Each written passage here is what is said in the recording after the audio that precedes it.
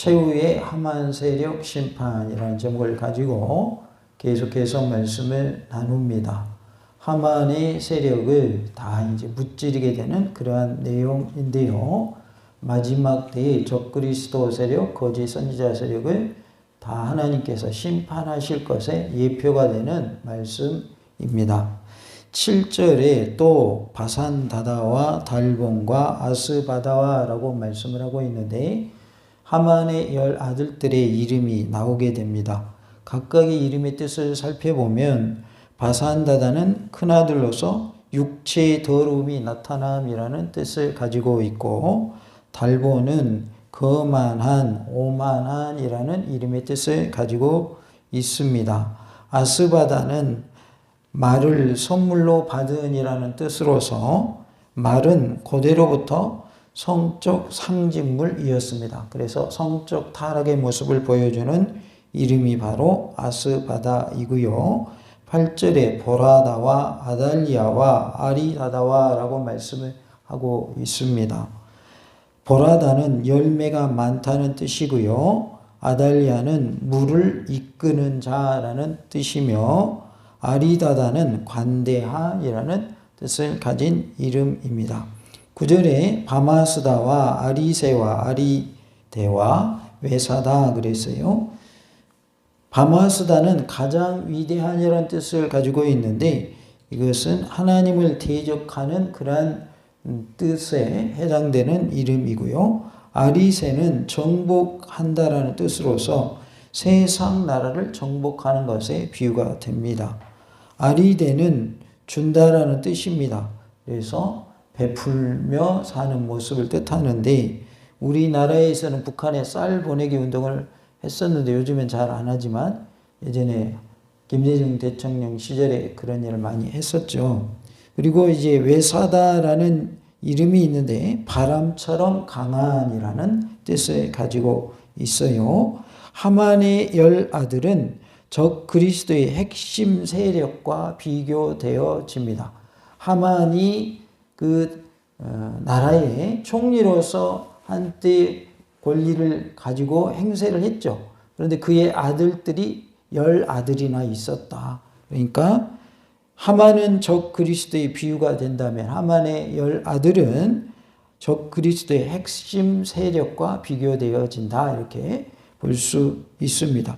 마지막 때에는 적 그리스도가 나타나게 될 것이고 또 적 그리스도를 따르는 무리가 생기고 또 거짓 선지자들도 나타나게 될 터인데 꼭 주님이 오시기 직전에만 그런 것이 아니라 우리가 살아가는 동안의 역사에 보면 적 그리스도에 해당되는 사람들이 많이 있었던 것을 알 수가 있습니다.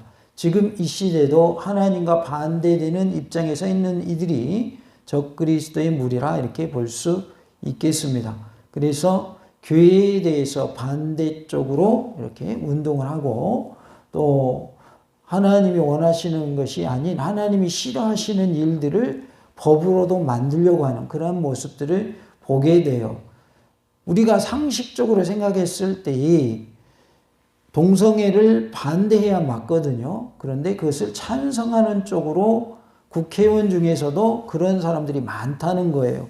그래서 이 시대는 영적으로 많이 어두워진 시대이고 그들의 눈이 가려져 있다 이렇게 볼 수 있겠고 또 육적으로 보면 그들에게 있어서 자신들의 표를 의식하다 보니까 그쪽을 편을 드는 잘못된 것을 아는 그러한 상황 속에서 어쩔 수 없이 그들의 표를 얻어야 된다는 생각 때문에 잘못된 쪽에 손을 들어주는 그런 모습도 없지 않아 있다라는 거예요. 그래서 지금 이 시대는 다른 시대도 마찬가지겠지만 황금 만능주의 시대다 보니까 물질 만능주의 시대다 보니까 돈이면 정의도 온데간데 없는 그런 모습이 되는 경우가 많이 있더라라는 것이죠. 그러나 우리는 빛으로 소금으로 살아야 하고 예수님의 제자들이고 하나님의 자녀들이기 때문에 하나님이 원하시는 모습으로 살아야 할 줄로 믿습니다. 그래야 하나님이 기뻐하십니다. 우리가 살기 위해서 예수님을 배반한다면 그것은 예수님을 부인하는 행위가 되는 것이고 예수님을 부인하면 구원이 없다 그 말이에요. 그러니까 당장 눈앞의 것만 보지 말고 멀리 내다볼 수 있는 그러한 은혜가 있기를 원합니다. 당장 힘들어도 믿음을 지키면 힘든 과정을 겪어야만 하죠. 고통을 당해야만 하죠. 그러나 영원한 복이 우리에게 주어져 있으니까 당장의 어려움도 문제가 되지 않는다라는 거예요. 그런데 미래에 되어질 일을 생각 안 하고 당장의 것만 생각하게 되면 뭘 버릴 수밖에 없어요. 예수님을 버릴 수밖에 없고 믿음도 내팽개칠 수밖에 없다는 거죠. 그러나 그것은 지혜로운 자의 모습이 아니다라는 거예요. 지혜로운 자는 힘들고 어려워도 핍박 중에도 고난 중에도 고통 중에도 믿음을 끝까지 지키는 자가 지혜로운 자인 줄로 믿습니다. 그래서 우리 몽탄중학교 모든 성도님들은 100% 다 천국 가는 복을 누리시기를 간절히 원합니다. 숫자가 많아지는 것도 중요하지만 더 중요한 것은 현재 있는 우리 성도들이 100% 천국 가는 게 더 중요합니다. 숫자가 수만 명이어도 1000명만 천국 가고 나머지 못 간다고 생각해 보세요. 그건 의미가 없잖아요. 그러나 숫자가 적어도 100% 다 천국 간다 그러면 하나님은 그 모습을 더 기뻐하실 줄로 믿습니다. 그래서 우리가 비록 많은 수는 아니라 할지라도 하나님의 은혜 가운데 우리 모든 몽탄중학교의 성도들은 다 천국에서 만나 뵈는 그러한 은혜가 있기를 간절히 원합니다. 우리 함께 해볼까요? 천국에서 만납시다. 다 천국에서 만나 뵙기를 원합니다. 천국 갔는데 이미순 목사가 없어. 와, 그런 일이 있으면 돼요, 안 돼요? 안 된다 그 말이에요. 제 이름 얘기하니까 자기 이름 아니니까 안심하면 안 돼요. 대표로 제 이름 말한 거 왜 다른 사람 이름 말하면 시험에 들까 봐. 그걸 아셔야지. 아이고 이미수 목사 천국에서 못 보면 아이고 고사하겠다 그러면 안 됩니다. 큰일 납니다. 다 같이 천국에서 만나야 될 줄로 믿습니다. 이렇게 이제 우리가 천국의 삶을 누리며 살아야 하겠는데 꼭 죽어서만 천국이 아닙니다. 이 땅에 사는 날 동안도 우리가 예수 모시고 살면 그것이 천국인 거예요. 아무리 부자여도 마음에 평안이 없잖아요. 그 사람의 마음은 지옥인 거예요. 그러니까 부자냐 부자가 아니냐가 문제가 아니고 그 사람 마음속에 예수님이 계신가 안 계신가 이게 초점인 거예요. 그래서 우리는 내 안에 예수님을 항상 모시고 살아야 돼요. 예수님하고 같이 살면 행복해요, 불행해요? 행복합니다. 불안해요, 평안해요? 평안합니다. 어린아이가 엄마 아빠하고 같이 가면 안 웁니다. 근데 엄마 아빠 얼굴이 안 보이면 뭐 하기 시작해요? 울기 시작합니다. 울기 시작해요. 왜요? 자기 혼자라고 생각하니까. 자기 편이 없다라고 생각을 하니까. 그런데 엄마가 보이고 아빠가 눈에 보인다 그러면 그때부터 안 울어요. 울으면 뚝 붙여요. 왜요? 안심이 되잖아요. 마찬가지 하나님이 우리와 함께 하고 계신데 우리가 하나님이 내 곁에 안 계신 것처럼 느껴버리면 그 순간부터 뭐가 찾아오냐면 불안함이 찾아와요. 우울하게 돼요. 그래서 극단적인 선택까지도 하는 거예요. 그러나 하나님이 내 곁에 계시고 예수님이 내 마음속에 계시다. 성령님 나와 함께 하신다는 것을 믿게 되면 근심 걱정이 다 떠나가 버려요. 두려움이 사라져요. 내 마음에 평안이 임해요. 감사가 있어요. 늘 성령님으로 충만해요. 말씀 충만해요. 은혜 충만해요. 예수님으로 충만해요. 그러니까 그 사람은 행복한 거예요. 나는 행복합니까? 다 각자 행복하세요? 왜 행복하죠? 예수님 내 안에 계시기 때문에. 하나님 나와 함께 하시기 때문에. 어떤 분은 자녀들이 잘 안 풀린다고 내가 예수님 믿어서 뭐 하냐고. 그런 분도 있고. 어떤 분은 내가 아픈데 무슨 하나님이 계시냐고. 아프면 내가 왜 아프냐고. 그런 분도 있고. 왜 우리 집이 이렇게 가난하냐고. 하나님이 계시면 우리 집이 좀 부자는 아니어도 가난하지 않게 해주셔야 되는 거 아니냐고. 그런 분이 있을 수 있다 그 말이에요. 그러나 그러한 것들은 다 예수님 믿는 것과는 상관없는 이야기예요. 부자이고 가난하고 많이 배웠고 못 배웠고 그런 거 상관없어요. 건강하고 건강하지 못한 거 상관없다고요. 뭐 받는 데는 구원받는 데는 아무런 상관없어요. 단지 내가 물질이 없으면 좀 불편한 것 뿐이고 몸이 아프면 좀 힘든 것 뿐이지 그것 때문에 하나님을 부인하고 천국이 없다라고 막 부인하고 그러면 안 된다 그 말이에요. 우리가 영원히 살아요? 어느 일정 기간만 살아요? 영원히 산다고 생각하신 분 손 들어보세요. 나는 영원히 살 겁니다. 나는 안 죽어요. 그런 분이 있어요? 아, 목사님, 오랜만에 내가 주일 찬양예배 참여했더니 뭐 죽는다고 그러고 그런 소리나 했었고 기분 나쁘네? 그런 말이 아니잖아요, 지금. 다 장수하시기 바랍니다. 건강하시기 바랍니다. 이왕이면 부자로 사시기 바랍니다. 그런데 그런 게 중요한 게 아니라 뭐가 중요하다는 거예요? 구원받는 게 중요하다 그 말이에요. 부자 아니어도 구원받으면 그 사람이 최고의 복을 받은 분이에요. 그러니까 우리는 행복한 사람인 거예요. 그런데 이왕이면 육적인 복 받으면 더 좋겠죠. 물질의 복을 많이 주시면 많은 사람을 구제하고 하나님도 더 잘 섬기고 선교하는 일에도 앞장서서 행하고 주님의 몸된 교회에 무슨 일이 있으면 또 물질로 헌신할 수 있고 얼마나 좋습니까?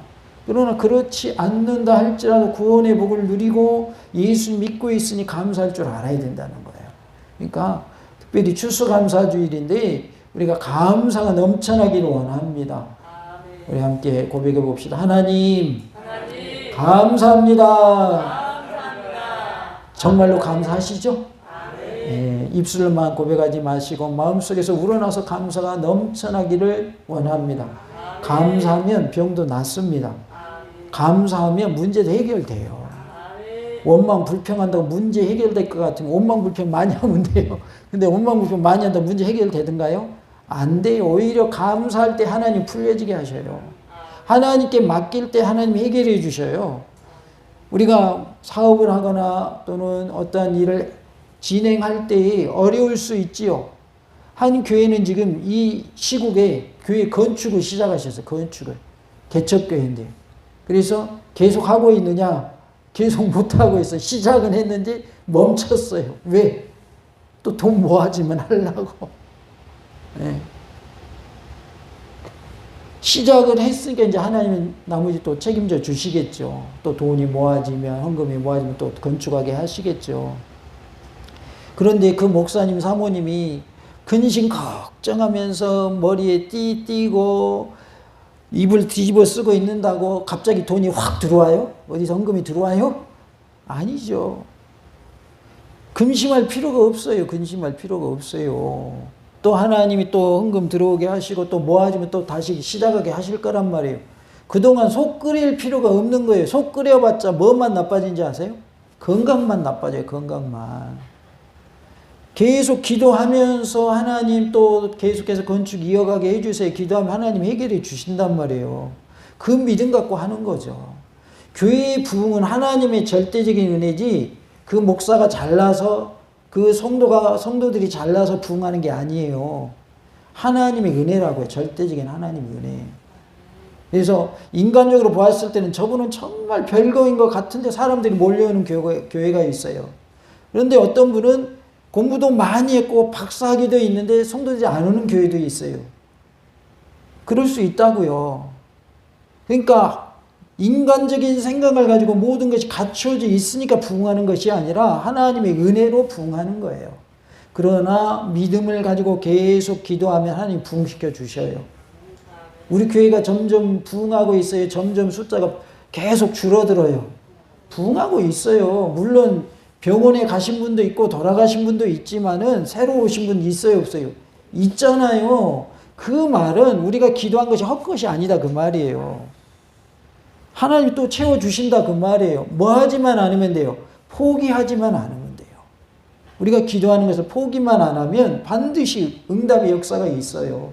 그러니까 우리가 믿음을 가지고 구하면 교회도 부흥할 것이고 우리의 가정도 복음화될 것이고 자녀들도 후손들도 잘 될 것이고 천대 만대 이르까지 구원의 복이 임하는 믿음의 명문가를 이루게 하실 줄로 믿습니다.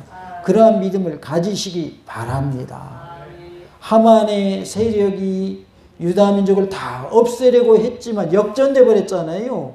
오히려 두 번째 조서가 내림으로 인하여 유다인들이 함께 모여서 그들을 죽이려고 했던 세력들을 지금 무찌르는 그런 내용이잖아요. 현재의 내용이. 그래서 하나님은 어떤 하나님인가? 역전의 하나님이시다는 거예요. 역전시켜 주신다 그 말이에요. 그러한 믿음을 가지시기 바랍니다. 다 같이 합시다. 하나님은 역전시켜 주십니다.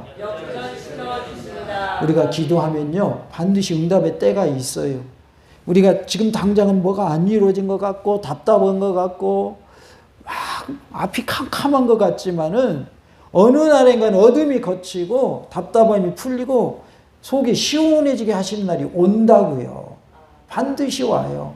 그렇기 때문에 믿음으로 기도하시고 응답받으시고 하나님의 은혜 가운데 승리하시기를 간절히 원합니다. 또 질병도 고침받으시기 바랍니다. 살아있는 동안은 건강해야 되지 않겠습니까? 영원히 살 수는 없지만 그래도 살아있는 동안은 건강한 게 그게 복이잖아요.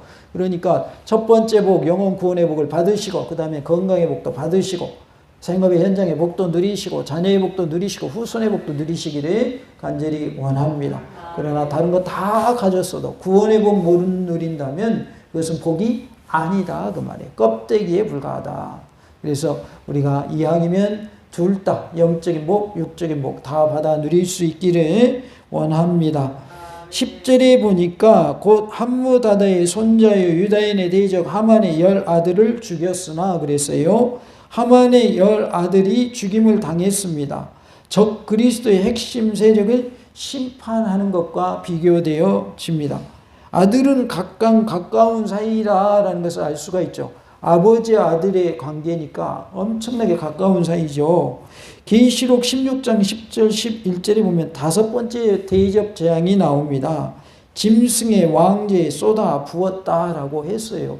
그렇기 때문에 하나님이 모든 악의 세력들을 무찌르시는 그런 일이 있을 것을 말씀해 주고 있습니다. 그들의 재산에는 손을 대지 아니하였더라라고 했어요. 왕이 말할 때는 죽여라. 그리고 다 재산 몰수해도 괜찮다 그랬거든요. 그런데 뭐는 손대지 않았어요? 재산에는 손대지 않았다는 거예요. 왕의 두 번째 조서가 에스더 8장 11절에 나오는데 죽이고 도륙하고 진멸하고 재산을 탈취하라 그랬단 말이에요. 이 말은 왕이 허락한다는 뜻이에요. 그럼에도 불구하고 재산을 손대지 않았습니다. 돈 때문에 죽인 게 아니다라는 것을 알 수가 있어요. 악에 대한 정당한 응징이라는 것이죠. 하나님의 죄에 대한 심판은 정당함을 보여주고 있어요. 하나님께서 죄에 대해서도 반드시 뭐 하신다는 거예요? 심판하신다라는 것을 알 수 있습니다. 하나님은 공의로우신 하나님이시죠. 그래서 죄에 대해서는 반드시 심판하십니다. 그러나 우리에게는 뭘 베푸신 하나님이세요? 사랑을 베푸시는 하나님이셔요. 그래서 예수님을 보내주셨고 예수님 믿기만 하면 구원함을 얻게 해주셨어요. 이것이 하나님의 사랑인 줄로 믿습니다. 혹 우리가 하나님을 떠나서 방황하고 있을 그때도 하나님은 우리를 기다려 주셔요. 뭐 할 때까지? 돌아올 때까지. 탕자가 두 번째 아들이 나가버렸죠. 그때 아버지는 뭐 하고 있어요? 아들이 돌아오기를 기다리고 있잖아요. 아들이 돌아오길 기다려요. 그러다가 이제 재산을 다 탕진하고 돌아오니까 아버지가 멀리 보이는 아들 보고 어떻게 해요? 뛰어갑니다. 어떻게 뛰어갔는지 성경에 나오죠. 신발도 안 신고 맨발로 뛰어가요. 우리가 하나님 품으로 돌아오면 아버지 되신 하나님께서 우리를 이렇게 기뻐 반겨주신다 그 말이에요. 그래서 천국에서는 죄인 한 명이 돌아오면 잔치가 벌어진다고 그랬어요. 그래서 잃은 양 비유가 나오죠. 양 99마리는 그대로 있었는데 한 마리만 잃어버렸단 말이에요. 근데 한 마리를 딱 찾아서 오니까 잔치를 벌이잖아요. 그러니까 한 영혼이 얼마나 귀한가를 말씀을 하죠. 그래서 우리는 이것을 천하보다 귀한 영혼 이렇게 표현을 합니다. 한 영혼이 그렇게 중요하다는 거예요. 귀하다는 거예요. 그러니까 숫자가 중요한 것이 아니라 그 사람이 구원받느냐 못 받느냐 여기에 초점을 맞추라는 거죠. 그래서 내가 한 사람을 놓고 기도하더라도 그 사람이 구원함을 얻는다면 하나님은 가장 기뻐하신다라는 거예요. 물론 많은 사람을 구원하는 일에 쓰임받는 자면 그것처럼 좋은 일이 없겠죠. 더 많은 사람을 구원하면 더 좋은데 그러지 못한다 할지라도 한 사람이라도 구원한 그런 일을 우리가 하게 된다면 하나님이 기뻐 받으실 줄로 믿습니다. 이번에 또 이렇게 장기 결석했던 한 집사님이 또 오늘 오셔서 너무 감사한데 하나님이 또 다음에는 또 언제가 돌아오냐면 성탄절이 돌아와요. 그러니까 또 성탄절 놓고 우리가 기도해야 돼요. 성탄절에 또 새생명 VIP 초청 예배 또 할 거예요. 그러니까 미리 또 성탄절 위해 기도하시고 성탄절에 또 데려올 영혼을 위해서 기도하시면서 초청하시기 바랍니다. 그래서 그때는 또 어떤 분이 또 오실지 우리가 기대하면서, 제가 항상 강조하지만 안 데려왔다고 저는 뭐라고 안 해요. 뭐라고 한다고 그랬어요? 초청 안 한 거 가지고 뭐라 한다고 그랬죠. 초청 안 해서 안 한 거는 제가 뭐라고 합니다. 왜 초청 안 하셨습니까? 근데 초청했어도 안 왔어요. 그거는 괜찮다 그 말이에요. 초청했는데 안 온 거 어쩌겠어요. 안 오겠다는데. 그러나 우리가 계속 초청하면 하나님이 그 마음을 움직여 주시고 돌과 같은 마음이 솜털과 같이 부드럽게 하셔서 예수님을 영접하는 은혜를 허락하여 주실 줄로 믿습니다. 그러니까요, 우리가 순종만 하면 돼요. 다 같이 합시다. 순종만 하면 됩니다. 순종만 하면 됩니다. 초청하라고 그랬으니까 초청만 하면 돼요. 그러면 하나님이 때가 되면 오게 하셔요. 안 데리고 왔다고 제가 뭐라고 안 해요. 다 때가 되면 하나님이 불러주신다 그 말이에요. 그래서 우리는 항상 복음 전하는 일을 머릿속에 항상 생각하면서 살아야 돼요. 어떻게 하면 복음을 전할까? 어떻게 하면 저 영혼 구원할까? 그런 생각으로 우리 머릿속에 가득 차 있기를 원합니다. 그래서 때가 딱 될 때, 또 기회가 될 때 우리가 입술을 열어서 복음을 증거하는 그러한 은혜가 있기를 원합니다. 우리가 세상에서 어떤 사업을 한다 그럴 때에도 처음부터 그 사람이 물건 가져와서 이거 사시오 이렇게 잘 안 합니다. 어떻게 하는지 아시죠? 먼저는 관계를 형성을 해요. 관계를 맺어요. 그래가지고 딱 기회를 봐요. 이때쯤이면 말해도 되겠다. 그럼 그때 말합니다. 이러한 것들은 전도에도 적용을 해야 되는 거예요. 처음부터 가가지고 예수님 믿으세요라고 할 때는 어떠한 경우냐? 저 사람을 내가 언제 볼지 모른다. 오늘이 마지막일 수도 있다. 그럼 그때는 해야 돼요. 그러나 계속 볼 수 있는 그러한 이웃에 사는 사람이다. 그럴 때는 좋은 관계를 먼저 맺어야 돼요. 그걸 우리가 관계 전도라고 합니다. 관계를 맺은 다음에 그 사람이 필요한 것도 채워주고 어려운 일이 있을 때 도와주고 그러면서 나중에 복음을 제시하잖아요. 그러면 그 사람이 감동을 그동안 받아왔기 때문에 아, 저분이 그렇게도 원하는 교회에 내가 한번 가봐야겠다. 이렇게 되는 거예요. 그래서 우리가 전도를 할 때에도 지혜롭게 잘 이런 것들을 적용해서 하면 됩니다. 무작정 하는 것이 아니라, 그리고 복음을 전할 때는 좀 부드럽게 하셔야 됩니다. 싸납게 하면 안 됩니다. 예. 예수님 안 믿으면 지옥 가라는 말도 예수 믿어야 천국 가요. 우리가 천국 가야 되니까 지옥 가면 안 되니까 예수 믿어야 돼요. 이렇게 하는 거고, 당신 예수님 안 믿으면 지옥 가! 지옥 가고 싶어? 지옥 가고 싶으면 믿지 마! 그렇게 하면 안 된다 그 말이에요. 전도는 그렇게 하는 게 아니에요. 부드럽게 해야 돼요. 부드럽게. 지옥 가는 거 맞지만, 안 믿으면 지옥 가는 거 맞지만 상대방이 거부감을 느끼게 전도하면 그 사람이 안 받아들여요. 그렇기 때문에 우리가 전도할 때 정말 그 사람의 마음이 열려서 예수님을 영접할 수 있도록 분위기를 조성을 하고, 기회가 되면 이때다 싶으면 진돗개가 먹이를 꽉 물면 놓지 않는 것처럼 딱 우리가 진돗개 전도법을 그때는 사용을 해야 돼요. 그리고 얼만큼 익었나 찔러봐야 돼. 이거 고구마 전도법이에요. 나 당신을 위해서 계속 기도하고 있어요. 이렇게 쿡 찔러보는 거예요. 얼마나 익었나. 안 나오는 분들도 우리가 찾아가면 문이 열렸는가, 조금 안 열렸는데 좀 가능성이 있는가, 이런 부분들이 이렇게 알 수 있단 말이에요. 그래서 믿다가 쉬고 있는 분들도 우리가 찾아가고, 믿지 않고 있는 분들도 찾아가고 해서 전도하는 일을 열심히 하기를 원하고요. 또 항상 전도해야 된다는 생각을 마음속에 품고 어떻게 하면 내가 복음을 전할까, 항상 기회를 우리가 놓치지 않기를 원합니다. 기회를 노리고 기회를 놓치지 말아야 됩니다. 타임을 놓쳐버리면, 그 말할 기회를 놓쳐버리면 말하기 어려워질 수가 있어요. 그러니까 이때다 싶으면 그땐 꼭 말해야 되는 거예요. 그런데 전도할 때 하나님이 지혜를 주시기 때문에 어떤 말을 해야 할지, 어느 때 해야 할지 다 하나님이 내 마음속에 깨달음을 주시거든요. 그러면 성령님께 의지하고 기도하시고 전도하면 하나님이 역사하여 주실 줄로 믿습니다. 우리가 하나님의 섬김에 있어서 어떠한 물질적인 이익이 있기 때문에 하나님 섬기는 거 아니죠. 뭔가 내가 예수 믿으니까 나에게 유익이 있으니까 그러한 육적인 이유 가지고 믿는 게 아니라 하나님의 복을 받아 누리고 천국의 복을 누리기 때문에, 영적인 복을 누리기 때문에 예수 믿는 것이죠. 예수님이 재림하셔서 이 땅을 심판하실 때에 금은 보화 또 우리가 가지고 있는 돈 이런 모든 것들이 다 불태워진다는 사실을 아십니까? 하나님의 심판의 때에는 이 땅에 불의 심판이 임해요. 그래서 다 불태워지게 됩니다. 그때 우리는 천국에 가져갈 것이 아무것도 필요가 없어요. 왜냐하면 천국에는 이 땅에 보다 더 좋은 것이 더 많아요. 그러니까 이 땅에 금은 보화 이런 거 안 가져가도 천국에 가면 다 있어요.